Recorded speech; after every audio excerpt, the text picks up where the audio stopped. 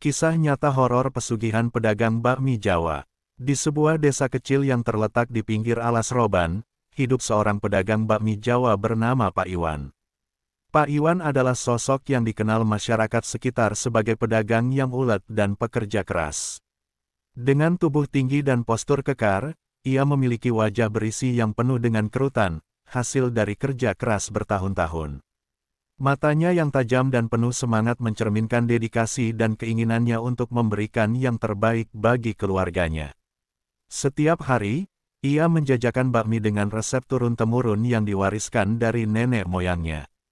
Aroma khas dari bumbu-bumbu yang digunakan selalu menarik perhatian para pelanggan. Malam itu, suasana di desa terasa lebih mencekam dari biasanya. Langit gelap tanpa bintang, hanya cahaya bulan purnama yang terlihat samar-samar di balik awan. Angin berhembus kencang, menciptakan suara gemerisik daun-daun yang seolah berbisik satu sama lain. Di tengah ketenangan malam, Pak Iwan bersiap untuk melakukan perjalanan ke daerah terpencil demi mencari bahan baku untuk bakminya.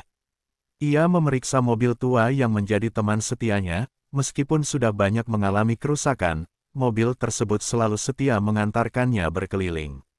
Sebelum berangkat, Pak Iwan menyempatkan diri untuk mencium kedua anaknya, Yuni dan Rudi, yang sudah terlelap dalam tidur. Ia merasa haru melihat wajah polos mereka, dan agar perjalanan ini membawa hasil yang baik. "Jangan khawatir, ayah akan segera pulang," bisiknya pelan, berusaha tidak membangunkan mereka. Dengan tas berisi sejumlah bahan baku dan peralatan memasak, ia melajukan mobilnya ke arah jalan lintas yang menuju alas roban. Setelah menempuh perjalanan selama 2 jam, Pak Iwan memasuki kawasan hutan yang terkenal angker dan penuh dengan cerita mistis. Jalanan berbatu dan terjal membuatnya harus lebih berhati-hati. Ia merasakan ketegangan di sekelilingnya, seolah ada sesuatu yang menanti di kegelapan. Suara-suara alam, seperti desau angin dan kicauan burung malam, terdengar sangat jelas, tetapi ada juga suara-suara lain yang membuat bulu kuduknya merinding.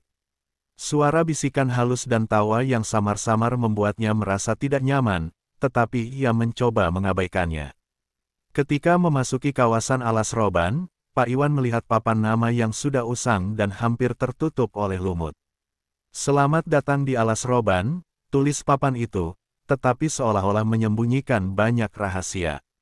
Ia merasakan hawa yang berbeda ketika melintasi batas papan tersebut, seakan ada sesuatu yang mengawasinya dari kegelapan. Menjelang malam, langit mulai tertutup awan hitam, dan hujan rintik-rintik mulai turun. Pak Iwan memutuskan untuk berhenti sejenak dan mengatur napas. Ia memarkir mobilnya di pinggir jalan, di tengah hutan yang sunyi. Di sekelilingnya, suara-suara alam mulai berubah, desau angin menjadi lebih kencang, dan suara binatang malam semakin sering terdengar. Begitu ia keluar dari mobil, ia merasakan hawa dingin menyengat kulitnya, dan perasaan tidak nyaman mulai menghantuinya lagi. Dalam benaknya, ia mencoba meyakinkan diri bahwa semua ini hanyalah ilusi dan ketegangan setelah seharian bekerja. Ketika Pak Iwan mulai menyiapkan tenda untuk bermalam, ia melihat sosok wanita berpakaian putih berdiri di pinggir jalan. Wanita itu tampak samar, dengan rambut panjang yang terurai dan wajah yang pucat. Detak jantung Pak Iwan berdegup kencang, dan seolah waktu berhenti sejenak. Ia menoleh ke belakang untuk memastikan bahwa ia tidak salah lihat, tetapi sosok itu telah menghilang. "Mungkin hanya halusinasi," bisiknya pada diri sendiri, berusaha menenangkan pikiran yang mulai gelisah. Setelah tenda selesai didirikan, Pak Iwan duduk di depan tenda, mencoba menikmati secangkir teh hangat yang ia buat. Namun, pikirannya terus melayang kepada sosok wanita yang ia lihat. Suasana malam semakin mencekam, dan suara-suara aneh mulai terdengar di kejauhan. Ia berusaha mengalihkan perhatian dengan merencanakan menu bakmi untuk esok hari, tetapi rasa cemas tak kunjung reda. Dengan latar belakang hutan yang gelap dan misterius, cerita Pak Iwan pun dimulai, menandai awal dari perjalanan yang akan membawanya ke dalam dunia yang tidak pernah ia bayangkan sebelumnya. Dalam pencarian bahan baku untuk bakmi yang menjadi sumber kehidupannya, ia tidak menyadari bahwa ia telah memasuki wilayah yang penuh dengan rahasia dan bahaya yang mengintai. Malam semakin larut, dan Pak Iwan merasa keheningan di sekitar hutan alas roban mulai mengganggu ketenangannya. Ia duduk di depan tenda, memandangi api unggun kecil yang berkobar lembut, menciptakan bayangan menari-nari di atas dinding tenda. Aroma teh hangat yang ia seduh masih tercium, tetapi rasa cemas di hatinya terus meningkat. Suara gemerisik dari pepohonan membuatnya merasa seolah ada yang mengawasinya dari kegelapan. Setelah beberapa saat, rasa lapar menyerang perutnya. Ia mengeluarkan beberapa bahan makanan dari tasnya dan memutuskan untuk menyiapkan sedikit makanan. Namun, saat ia membuka kotak makanan, terbayanglah kembali sosok wanita berpakaian putih yang dilihatnya sebelumnya. Apa yang sebenarnya terjadi di sini? Pikirnya, bingung dan gelisah. Meskipun ia berusaha tetap tenang, perasaan tidak enak mulai merayap di pikirannya. Setelah selesai memasak, Pak Iwan memutuskan untuk berjalan-jalan sedikit di sekitar tenda, berharap dapat mengalihkan pikirannya. Ia melangkah perlahan, menyusuri jalan setapak yang dikelilingi pepohonan tinggi dan semak-semak lebat. Malam itu, cahaya bulan purnama membuat suasana di hutan tampak magis, namun sebaliknya, juga menakutkan. Setiap langkahnya terasa berat, seolah ada beban yang tidak terlihat mengikuti di belakangnya. Ketika ia menyusuri jalan setapak, tiba-tiba, dari kejauhan, ia melihat cahaya samar. Rasa penasaran mendorongnya untuk mendekat. Mungkin ada warung atau tempat berteduh, gumamnya dalam hati, berharap dapat menemukan sesuatu yang dapat menghilangkan rasa cemasnya. Ia berjalan selama beberapa menit, dan cahaya itu semakin terang. Pak Iwan merasa ada harapan baru, mungkin bisa membeli makanan atau sekadar berbincang dengan seseorang. Sesampainya di lokasi, Pak Iwan terkejut melihat sebuah bangunan sederhana yang tampak sangat tua dan usang. Dindingnya terbuat dari kayu yang sudah lapuk, dan atapnya terlihat miring. Namun, cahaya yang memancar dari dalamnya sangat menarik perhatian. Dengan hati-hati, ia melangkah menuju pintu, dan saat ia membuka pintu, suara derit kayu membuatnya merinding. Di dalam warung, suasana terlihat sangat aneh. Meja-meja kayu yang tidak terawat dan kursi-kursi yang tampak kotor menghiasi ruangan. Di sudut ruangan, terdapat rak-rak berisi makanan dan minuman, semuanya tampak tidak terawat dan berdebu. Namun, aroma makanan yang kuat dan menggugah selera mengisi udara. Pak Iwan merasa lapar, dan meskipun suasana tidak nyaman, perutnya tidak bisa menunggu lebih lama. Di belakang meja, seorang wanita tua muncul. Wajahnya tampak pucat dan kosong, seolah tidak memiliki ekspresi. Ia mengenakan pakaian sederhana, dan rambutnya yang panjang terurai tidak terawat. Pak Iwan merasa ada yang aneh, tetapi rasa laparnya mengalahkan rasa takutnya. "Permisi, Bu, saya ingin memesan semangkuk bakmi," katanya, berusaha terdengar tenang. Wanita tua itu mengangguk dan tanpa berkata sepatah kata pun, ia menghilang ke belakang. Pak Iwan menunggu dengan rasa was-was, otaknya dipenuhi dengan pertanyaan. Mengapa dia tidak berbicara? Pikirnya. Beberapa menit berlalu, dan tiba-tiba, wanita itu kembali dengan semangkuk bakmi Jawa yang masih mengepul. Prosesnya begitu cepat, seolah-olah makanan itu muncul dari kegelapan tanpa usaha sama sekali. Merasa aneh, tetapi tidak punya pilihan lain, Pak Iwan menerima semangkuk bakmi tersebut dan mulai menyantapnya. Rasa bakmi itu sangat lezat, jauh lebih enak daripada yang pernah ia buat. Ia terpesona oleh cita rasanya yang kaya, tetapi di dalam hatinya, rasa cemas mulai kembali. Saat ia menikmati makanan, suara-suara aneh mulai terdengar dari luar, bisikan-bisikan yang tidak bisa ia pahami. Setelah selesai makan, Pak Iwan merasa aneh. Tubuhnya tiba-tiba terasa berat, dan matanya mulai mengantuk.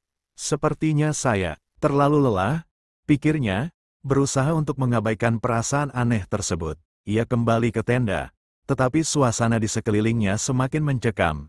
Suara langkah kaki yang samar-samar terdengar, diikuti oleh tawa yang menggema di tengah hutan.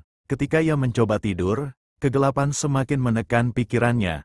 Tiba-tiba, di sudut matanya, ia melihat sepasang mata merah menyala menatapnya dari balik kegelapan. Tubuhnya kaku, seolah terhipnotis oleh tatapan itu, Pak Iwan berusaha berteriak, tetapi suaranya tercekat di tenggorokan.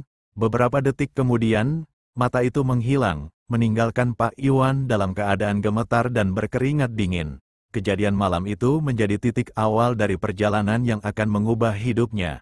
Perasaan cemas dan ketidakpastian menyelimuti hatinya, menandakan bahwa ia telah terlibat dalam sesuatu yang lebih besar dan berbahaya dari yang bisa ia bayangkan. Dalam pencarian makanan dan ketenangan, Pak Iwan tidak menyadari bahwa ia telah melangkah ke dalam dunia yang penuh dengan rahasia, di mana setiap pilihan membawa konsekuensi yang mengerikan. Pagi hari tiba dengan suasana hening yang menegangkan, seolah alam pun terdiam menunggu apa yang akan terjadi selanjutnya. Pak Iwan terbangun dengan tubuh yang lelah dan pikiran yang berkabut.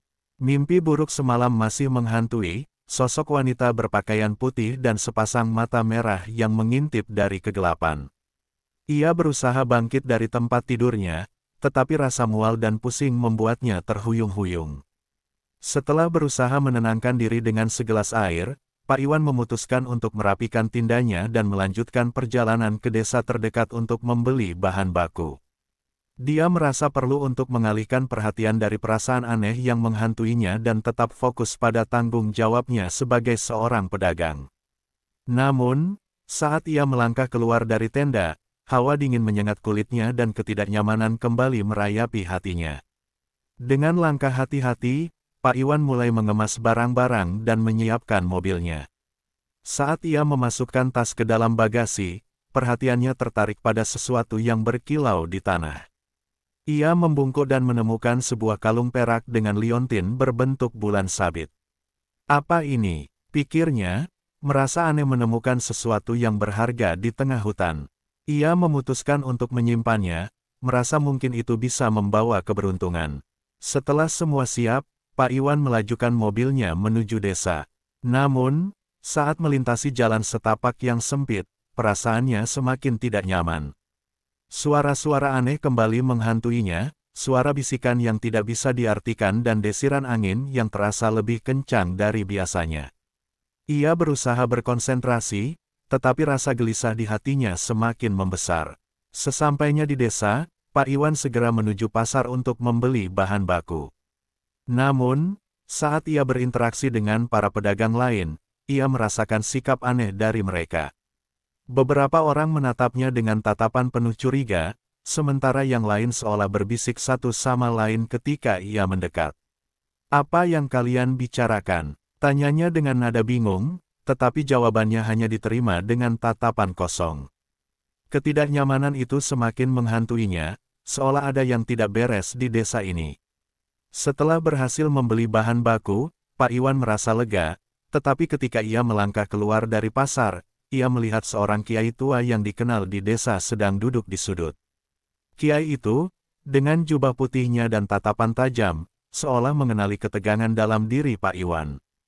"Anak muda, apa kau membawa sesuatu dari alas roban?" tanyanya dengan suara serak. Pak Iwan terkejut. "Apa maksud kiai?" jawabnya, berusaha menyembunyikan kalung perak yang ia temukan. Kiai itu melanjutkan, "Hati-hati, banyak yang tidak terlihat. Yang kau temui di sana bukanlah sekadar hutan biasa.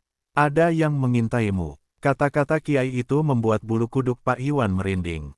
Ia merasa ada benarnya dalam ucapan kiai tersebut, tetapi ia juga merasa bingung dan tidak tahu harus berbuat apa. Setelah pertemuan yang menegangkan itu, Pak Iwan kembali ke mobilnya dengan perasaan campur aduk. Di dalam perjalanan pulang, bayangan sosok wanita berpakaian putih dan mata merah terus menghantuinya. Ia merasa seolah ada sesuatu yang mengejarnya, meskipun tidak ada yang tampak secara fisik. Dalam hatinya, ia mulai meragukan dirinya sendiri dan keputusan untuk melakukan perjalanan ke alas roban.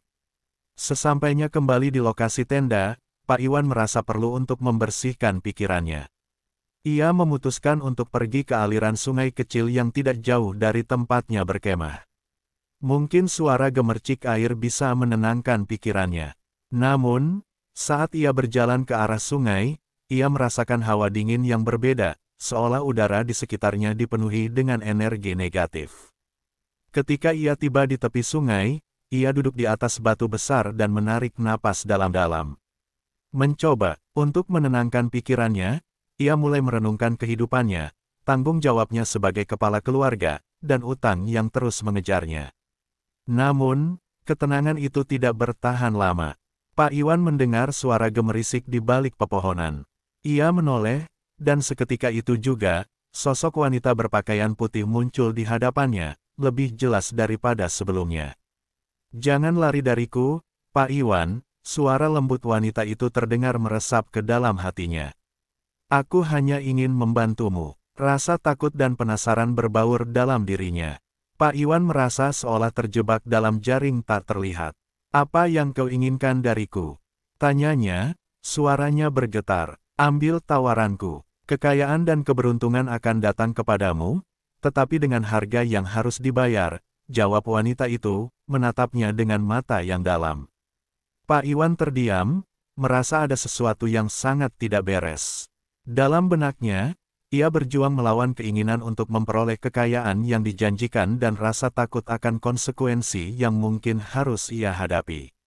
Di saat itulah, Pak Iwan tahu bahwa ia telah terjebak dalam konflik batin yang mendalam.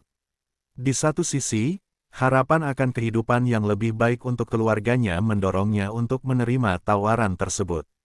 Namun, di sisi lain, rasa takut akan konsekuensi dari kesepakatan yang tidak tampak jelas membuatnya ragu. Dengan perasaan campur aduk, Pak Iwan pulang ke tenda, berusaha untuk memikirkan apa yang baru saja terjadi. Kejadian-kejadian aneh yang mengelilinginya seolah mendesak untuk menyadari bahwa ia telah memasuki dunia yang lebih gelap, di mana pilihan-pilihannya akan menentukan masa depannya dan keluarganya. Saat malam kembali menyelimuti hutan, Pak Iwan tahu bahwa jalan di depan akan penuh dengan rintangan dan tantangan yang belum pernah ia bayangkan sebelumnya. Malam itu, gelap semakin pekat di alas roban, dan suasana terasa semakin tegang. Pak Iwan duduk di depan tenda, batinnya bergejolak antara rasa penasaran dan ketakutan. Sosok wanita berpakaian putih yang muncul di tepi sungai masih terbayang jelas di benaknya. "Ambil tawaranku," suara lembutnya terus terngiang, seolah menghipnotisnya. Pak Iwan tahu bahwa ia berada di persimpangan jalan yang menentukan arah hidupnya. Tanpa bisa tidur, ia memutuskan untuk merenungkan tawaran itu. Keinginan untuk keluar dari kesulitan finansial dan memberikan kehidupan yang lebih baik untuk keluarganya sangat kuat. Namun, ketakutan akan konsekuensi dari kesepakatan yang tidak jelas itu membuatnya gelisah. Di dalam pikirannya, ia berusaha mencari cara untuk menghindari keputusan yang akan membawa dampak besar dalam hidupnya.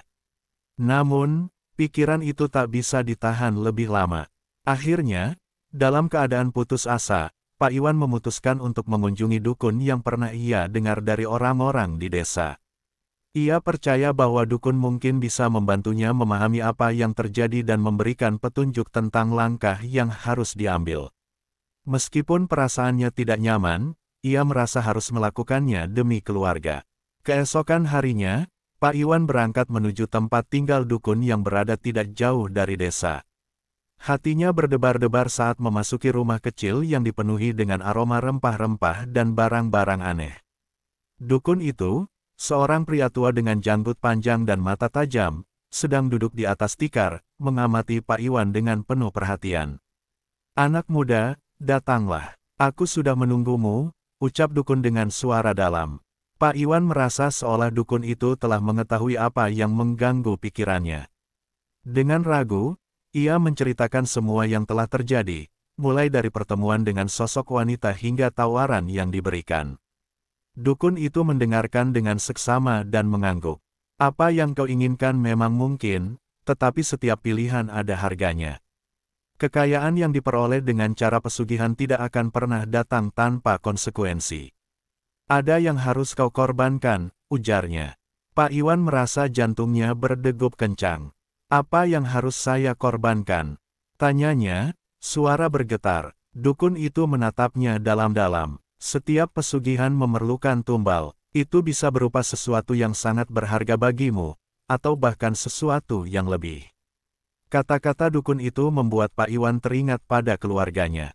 Ia tidak bisa membayangkan kehilangan salah satu dari mereka. Namun, di sisi lain, rasa putus asa untuk keluar dari kesulitan finansialnya semakin menguat.